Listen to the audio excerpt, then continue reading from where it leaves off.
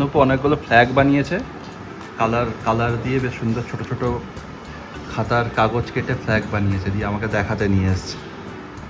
ও কতগুলো ফ্ল্যাগ বানিয়েছে, অনেক নাকি? হ্যাঁ, এখানে তো দেখে 1 2 3 4 5 6 7 8 9 10 11 12 13 14 15 17টা ফ্ল্যাগ। এক এক করে দেখাও কি কি বানিয়েছে। 15টা ফ্ল্যাগ দেখাচ্ছি, এখানে রাখবো। ফার্স্টে আমি একটা বলেছি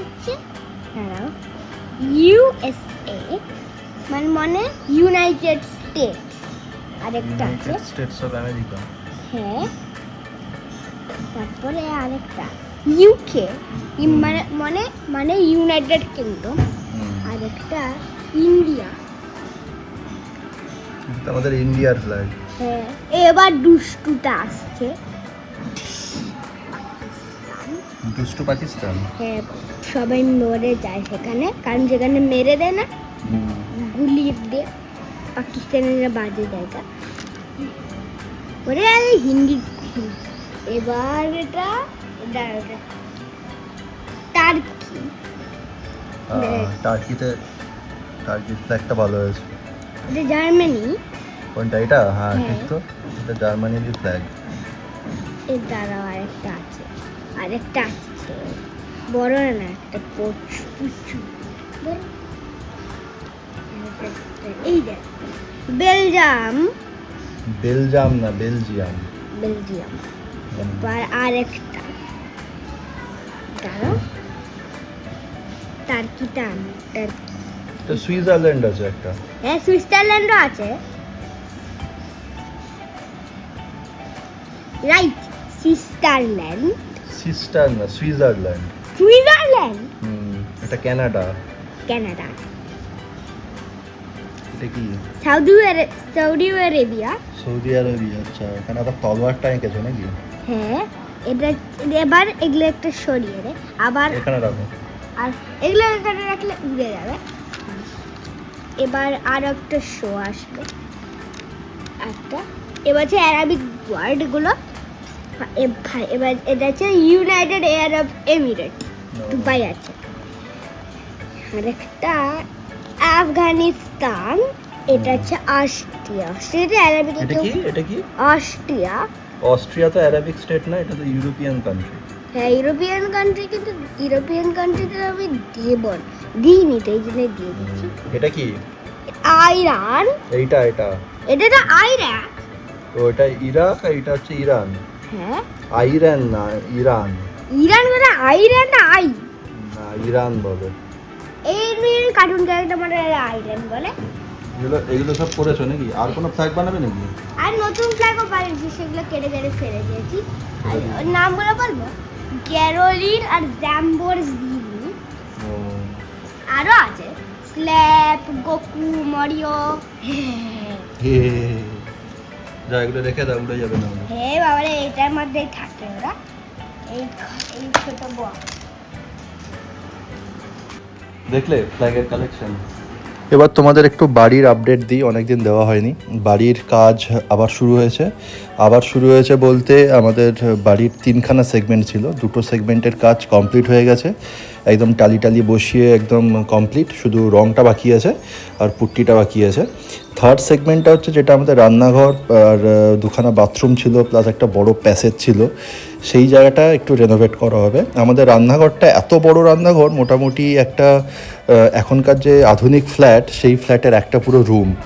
তো এত বড় রান্নাঘর দরকার নেই, সেই রান্নাঘরটাকে আমরা ইউটিলাইজ করছি 2টো পার্টিশন করে। একটা পার্টিশনে রান্নাঘর থাকবে আর একটা বাথরুম থাকবে।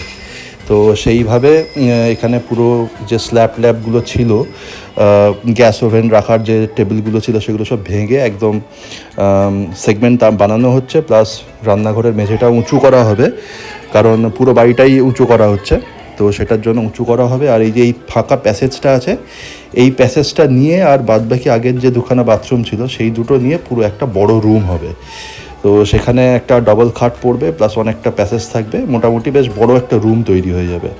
তো এটা আমার মাথা থেকেই বেরিয়েছে। আগে মা বলেছিল যে রান্নাঘর যেটা আছে সেটাকে একটু কেটে ছোট করে একটা ছোট রুম বানাতে, যেখানে একটা সিঙ্গেল খাট থাকবে। তারপরে আমি কন্ট্রাক্টরের সঙ্গে কথা বলে, যারা আমাদের বাড়ি করছে, রেনোভেশন করছে, তাদের সঙ্গে কথা বলে আমি এই প্ল্যানটা মাথা থেকে বের করলাম। এটার জন্য একটু ভাঙাভাঙি একটু বেশি করতে হবে, কিছু ক্যান্টিলেভার ভাঙতে হবে, কিছু সানশেড ভাঙতে হবে, একটা দেওয়াল গোটা ভাঙতে হবে। কিন্তু সেটা হলেও অসুবিধা নেই, কারণ যখন কাজ করা হচ্ছে তখন এককালীন একটা ঠিকঠাকভাবে কাজটা করাই বেটার। কারণ একবার রান্নাঘর বাথরুম বাবা তৈরি হয়ে গেলে সেগুলো কিন্তু আর ভাঙা যাবে না, কারণ ভাঙতেও প্রচুর কষ্ট, খরচা, প্লাস আবার নতুন করে বানাতেও খরচা।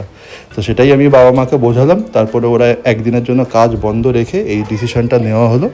এই ডিসিশনটা নেওয়া একদম ঠিক হয়েছে, কন্ট্রাক্টরও বললো হ্যাঁ বেটার ডিসিশন হয়েছে এটা।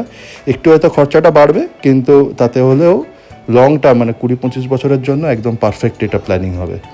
তো সেখানেই কাজ এখন একটুখানি গাঁথনি হয়েছে, ইটের সিমেন্ট বালি এগুলো সব রেখে দিয়ে গেছে।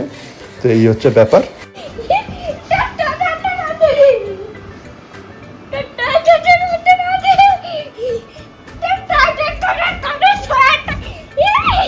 ডান্স করছিস কেন?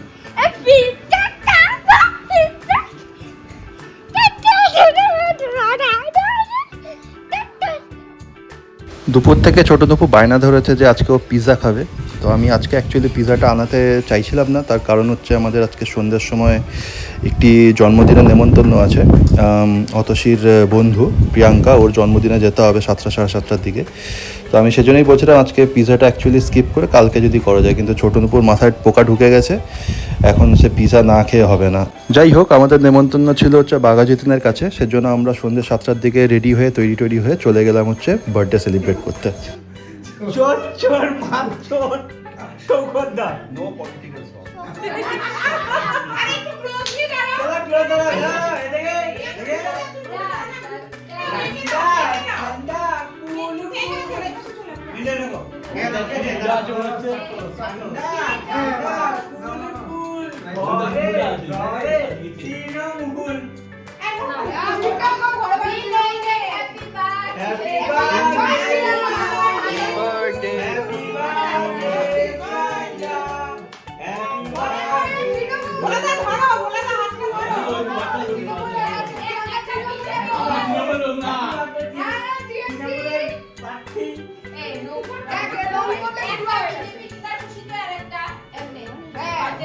শরীন হাত দিও না।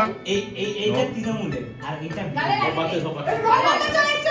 বিজেপি করতে এই যে শুরু হয়েছে আঙুল দিয়ে না কি হয়েছে মানে আমার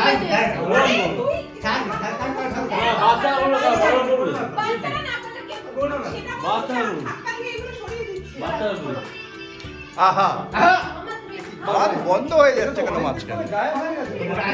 তুমি তো ক্যান্ডেলটা ফুয়ে দিলে না আরে বন্ধ হয়ে গেল আগে যখন এবারে দাও থ্যাংক ইউ এই তো করে এখনো খুদিয়ে লিখছে বলেছ খালি